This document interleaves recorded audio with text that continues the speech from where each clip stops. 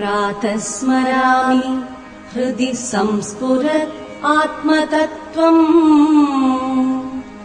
सच्चित्सुखम् परमहंसगतिम् तुरीयम् यत्स्वप्नजागरसुषुप्तिम् अवैति नित्यम् तद्ब्रह्म निष्कलम् अहम् न च भूतसङ्गः। प्रातर्भजामि मनसा वचसामगम्यम्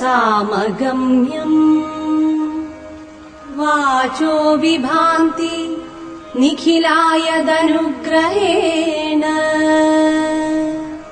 यम् नेति नेति वचनैः निगमावोचुः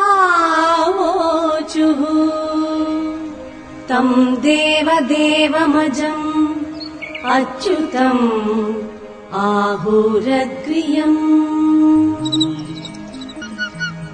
प्रातर्नमामि तमसः परमर्कवर्णम् पूर्णम् सनातनपदम् पुरुषोत्तमाख्यम्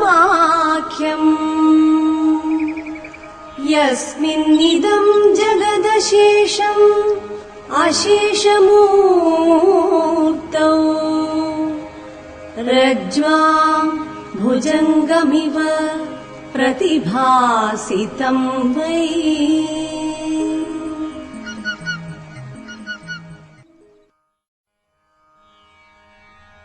प्रातः स्मरामि हृदि संस्फुरत् आत्मतत्त्वम्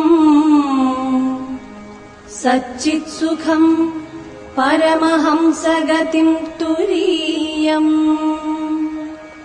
यत्स्वप्नजागरसुषुप्तिम् अवैति नित्यम् तद्ब्रह्म निष्कलम् अहम् न च भूतसङ्गः।